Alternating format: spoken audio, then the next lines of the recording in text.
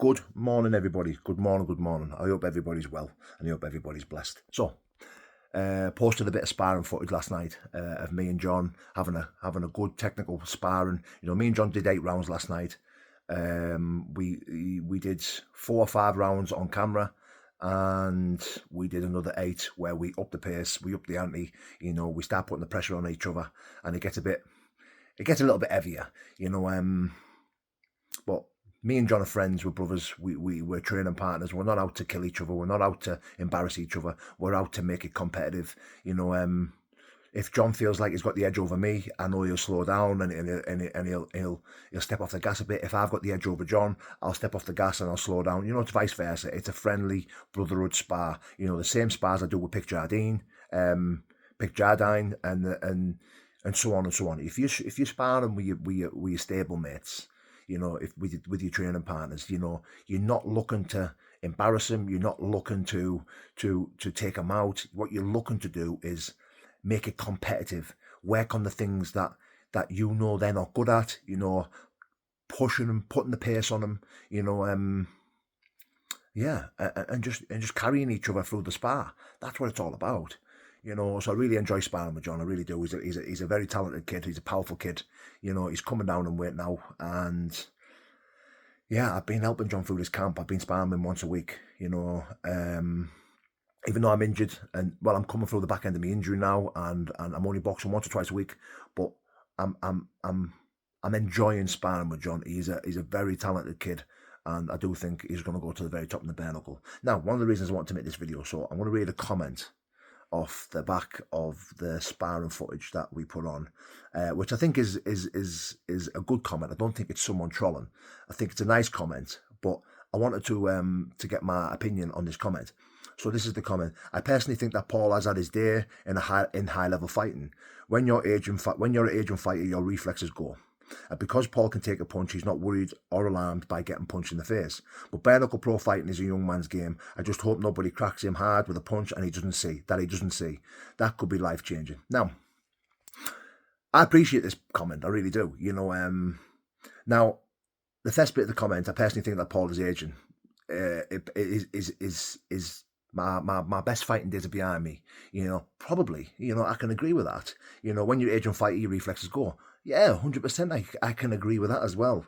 You know, but for you to comment this on this video, you know, on this sparring video of me and John, I think you're gauging it wrong, because, like I've just said to you, it's a friendly spar, it's technical rounds. You know, we're carrying each other. You know, it's not you can't gauge anything from the spar. That's my opinion. You know, now, I can't disagree with you saying that my best days are behind me. They probably are, do you know what I mean? And I am an Asian fighter, and my reflexes probably aren't as good. But there's one thing that I can 100% say, that is, all the way through my fighting career as a young man, I wasn't too asked about reflexes. You know, I didn't move that much. You know, but now that I am under Mark Downing's coaching, and at the Lion's Den, Mark has showed me things that really suit my style, which is just a it's not so much reflexes, but it's a a sharp move off the center to counter. You know, moving side to side, not just standing still and walking forward like a Frankenstein type fighter. You know, so I do know that I've still got the ability to rock it with the best, regarding my age. You know, regarding of how much I've slowed down, or regarding that, you know, I'm not quite in my prime.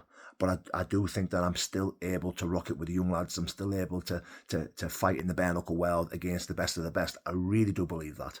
You know, there's another one here. And because Paul can take a punch, he's not worried or alarmed by getting punched in the face. Now, in this spar, I'm not worried or alarmed getting punched in the face. You know, we've got gloves on. You know, and we're not really trying to kill each other. We're not sitting down on punches. You know, John can hit very, very hard. John is a very strong, powerful puncher. One of the hardest punches I've ever felt, to be fair. You know, and you know, because I know John's not trying to kill me, I'm not too worried about getting it. Yeah, I get your point, but I'm not too worried about. You can't gauge that off this bar. You can't gauge that off this bar. You know, if you go back and watch my bare knuckle fight, you know, I did drop a lot of weight.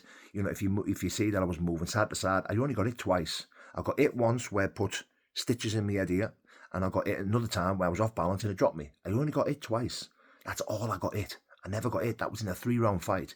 If you watch any bare knuckle fight that go past the first round, everyone looks absolutely mangled. You know, people are looking like they've done 10 rounds with Mike Tyson. You know, I remember being in the changing rooms and, you know, there was people who were coming in who'd had like 3 and 4, 5-round wars. And I was looking at them thinking, wow, shit. You know, I come back with a scratch on my forehead. And yeah, I got dropped, but I got it twice. Do you know what I'm saying? And for me, Stanley was a tricky opponent. You know, he was a hard opponent to read. He was a strong opponent. Excellent combat sport background. You know, so for me, he was a tricky opponent, and he only hit me twice. What else did you say? I hope nobody cracks him with a hard punch that he doesn't see coming. It could be life-changing. Now, I appreciate you saying that. I really do. Like, I really appreciate you saying that because that shows concern. That's how I knew straight away this guy wasn't trolling. This guy was genuinely concerned, you know, and I properly appreciate his comment.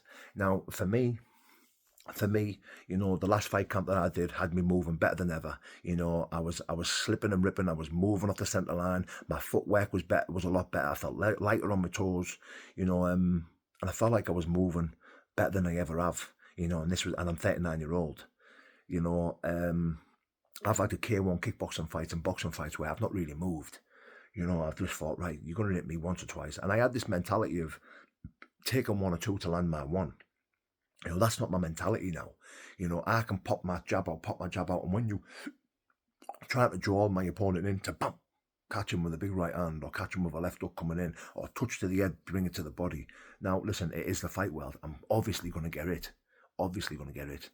But for me, I do disagree with your comment on a few things that you've said, but I do really appreciate your comment. Like, my honest opinion is, like, I know you've pointed out that I am aging, you know, I am a bit slow. My best fighting days are behind me. You know, I do, in a sense, agree with what you're saying. But I 100% know that I'm a good enough fighter to compete with the best still in bare knuckle. Bare knuckle is not a young man's game. It is not a young man's game. If you look at all the champions and all the best bare knuckle fighters now, you know, they're classed as at the end of the career, you know, but they're not, because bare knuckle is a different career. So, yeah, God bless.